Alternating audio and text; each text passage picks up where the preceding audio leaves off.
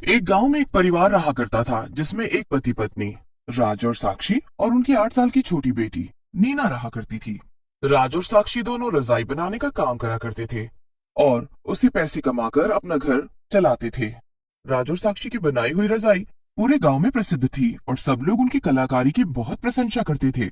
एक गांव में एक ऋषि बाबा अपनी भिक्षा मांगने आए थे।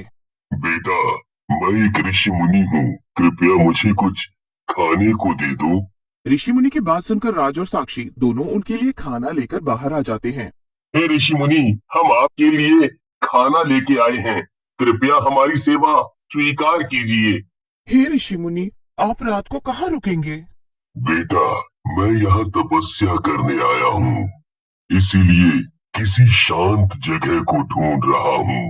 राज ने देखा इतनी ठंड में ऋषि मुनि के पास ओढ़ने के लिए ना तो कोई चादर थी और ना ही कंबल। हे ऋषि मुनि, इतनी ठंड में आप कैसे रहेंगे? हम आपको एक रजाई भेंट देना चाहते हैं, इससे आपको ठंड नहीं लगेगी। ऋषि मुनि राज और साक्षी की भेंट से बहुत खुश हो जाते हैं और उन दोनों को एक वरदान देते हैं।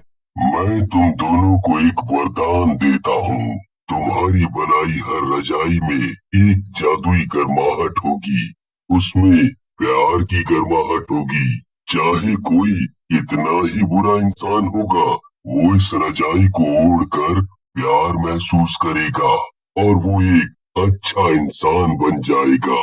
हे ऋषि मुनि, आपका बहुत बहुत शुक्रिया।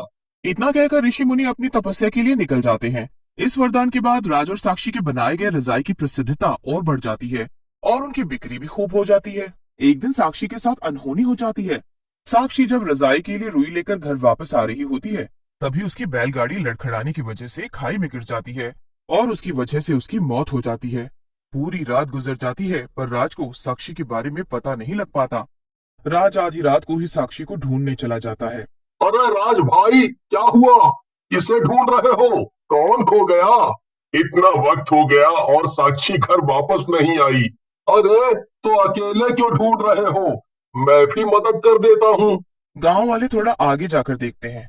खाई में कोई औरत गिरी पड़ी है। गांव वाले जल्दी से राज को खबर देने जाते हैं। राज जैसे ही साक्षी को देखता है, वो बहुत रोता है। राज साक्षी के बिना बहुत कमजोर पड़ जाता है, जिसकी वजह से वो काम पर भी ध्यान नहीं दे पाता। एक दिन राज की बेटी नीना रोती हुई स्कूल से वापस आती है। पापा, आज स्कूल में मैडम ने सबके सामने बहुत डांटा। क्यों बेटा, तुमने कोई गलती करी थी क्या? नहीं पापा, स्कूल की फीस 3 महीने से नहीं दी, इसीलिए मैडम ने बोला कि अगर अगले महीने तक फीस नहीं भरी तो स्कूल से निकाल देंगे। राज ये सुनकर बहुत दुखी हो जाता है। कोई बात नहीं नीना बेटा, हम तुम्हारी फीस भर देंगे। तुम बेफिक्र होकर स्कूल जाओ। अब मुझे साक्षी को भूलना होगा। मेरे ऊपर मेरी बेटी की जिम्मेदारी है और मुझे उसका भविष्य बनाना है। मैं अब बहुत मेहनत करूंगा और नीना को किसी भी चीज की कमी नहीं होने दूंगा। राज जी जान से 1 महीने तक काम करता है और नीना की फीस भर देता है। वो धीरे धीरे साक्षी को भुला देता है और जिंदगी में आगे बढ़ जाता है। जब नीना थोड़ी बड़ी हो जाती है, तो वो भी अपने पापा के साथ रजाइयां बनाने में मदद करने लगती है। एक दिन राज के पास एक परी गरीब औरत के रूप में उससे मिलने आती है। राज, वो जादुई रजाई बनाने वाले तुम ही हो ना? जी मैडम, वो मैं ही हूँ। तुम बताइए, आपकी क्या सेवा कर सकते हैं? मेरे घर में बच्चे ठंड की वजह से बीमार रहते हैं और मैं चाहती हूँ कि तुम उन सबके लिए रजाइयां बनाओ, जिससे उन्हें ठंड ना लगे। राज उसकी बात सुनकर बहुत भावुक हो जाता है और रजाइयां बनाने के लिए राजी हो जाता है। 2 दिन बाद फिर परी राज से मिलने आती है। राज, क्या मेरे बच्चों के लिए रजाइयां तैयार है? अरे हाँ हाँ, अब उनको ठंड नहीं लगेगी। आप रजाइयां ले जाइए। परी राज के काम से बहुत खुश होती है और अपने असली रूप में आ जाती है। अरे पापा, ये तो परी है, कितनी सुंदर है ये। राज, मैं तुम्हारे और तुम्हारी बेटी के काम से बहुत खुश हूँ, इसीलिए मैं तुम्हें एक बहुत ही अच्छा अवसर देना चाहती हूँ। मैं तुम दोनों की शुद्ध आत्माओं को शरीर से निकालकर अपने जहां में लेके जाना चाहती हूँ, जहाँ तुम हमारी दुनिया के लिए रजाइयां बनाया करोगे। वहां तुमको किसी भी प्रकार का कोई दुख नहीं होगा। राज ये सब सुनकर बहुत उत्साहित हो जाता है और परी की बात पर सहमति दे देता है।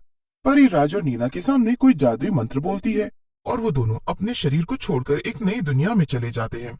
उस दुनिया में आकर राज और नीना को बहुत हल्का महसूस होता है। वो दुनिया बहुत ही भयानक होती है। वहाँ हर जगह से डरावनी आवाजें आ रही होती हैं। वो दुनिया बहुत ही रहस्यमयी होती है। पापा, मुझे बहुत डर लग रहा है। मुझे तो वो परी भी यहाँ दिखाई नहीं दे रही है। उस परी ने हमें झांसा दिया है। वो हमें भूतिया दुनिया में ले आई है और हमें भूत बना दिया है। पापा, हम यहाँ कहाँ रहेंगे, और हम तो यहाँ किसी को भी नहीं जानते। तभी उनके सामने एक चुड़ैल प्रकट हो जाती है। कैसी लगी हमारी दुनिया? पापा, चुड़ैल, यहाँ चुड़ैल है। तुम कौन हो? हम यहाँ क्या कर रहे हैं? तुम दोनों ने मुझे नहीं पहचाना। मैं वही परी हूँ जिसने तुम्हें नई दुनिया में आने का वादा किया था। यही है वो नई दुनिया। अब तो तुम यहाँ आ गए हो। अब तुम मेरी मर्जी के बिना यहाँ से बाहर नहीं जा सकते, और न ही तुम्हें तुम्हारा शरीर मिल सकता है। तुम्हारा मुझसे और मेरी बेटी से क्या काम है?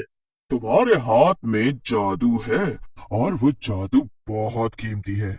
मैं उसे अपने लिए इस्तेमाल करना चाहती हूँ।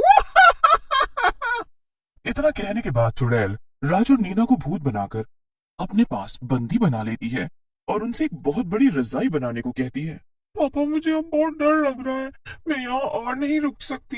तुम चिंता मत करो बेटी, मैं कोई ना कोई उपाय निकालता हूँ। राज और नीना के साथ वहाँ एक और कैदी भूत था जो चुड़ैल के लिए खाना बनाया करता था। उसका नाम लक्ष्य होता है। क्या चुड़ैल ने तुम्हें भी बंदी बनाया है? हाँ। क्या तुम भी यहाँ कैदी हो? हाँ। मैं अपनी दुनिया का एक बहुत ही अच्छा बावर्ची था और चुड़ैल की नजर मुझ पर पड़ गई, तभी मैं यहाँ उसके लिए खाना बनाता हूँ। मुझे दुख हुआ ये देखकर कि उसने आपकी छोटी बेटी को भी बंदी बना लिया है। हमें कैसे भी करके इस चुड़ैल के चुंगल से निकलना होगा। मुझे एक रास्ता पता है। हमारे शरीर चुड़ैल के कमरे में बंद हैं। एक बार बस वो हाथ में आ जाए। हाँ, तुम सही कह रहे हो, लेकिन हम उससे लड़ेंगे कैसे? पापा, हम मुझसे नहीं लड़ेंगे। ये तो गलत है ना। आप ही ने तो सिखाया है जहाँ दया और प्यार है वहाँ सब कुछ अच्छा होता है। तो हम भी उसके साथ अच्छा करेंगे, तभी तो वो चुड़ैल बदलेगी। तब से राज चुड़ैल के लिए जादुई रजाई बनाना शुरू कर देता है। कुछ दिनों बाद वो जादुई रजाई पूरी बन जाती है और वो उस चुड़ैल को भेंट में देने के लिए जाते हैं। अरे वाह, बन गई मेरी रजाई। चुड़ैल जैसे ही उस जादुई रजाई को उड़ती है तो उसकी नरमी से रोने लगती है। इस रजाई ने मुझे मेरे बच्चों की याद दिला दी। मैं जब जिंदा थी तो बहुत गरीब थी और मेरे 2 बच्चे भी थे। मेरे पास ओढ़ने के लिए सिर्फ एक चादर थी और ठंड से मेरे बच्चों को बहुत ठंड लगती थी। एक तो भूख, ऊपर से ठंड, जिसकी वजह से मेरे बच्चे बीमारी से मर गए। चुड़ैल को अपने बुरे कर्मों का एहसास होने लगा था और उसे बाकी सब पर भी तरस आने लगा था। चुड़ैल सबको उसका शरीर वापस कर देती है और उन्हें वापस अपनी दुनिया में भेज देती है। इस अच्छे काम की वजह से वो मुक्त हो जाती है।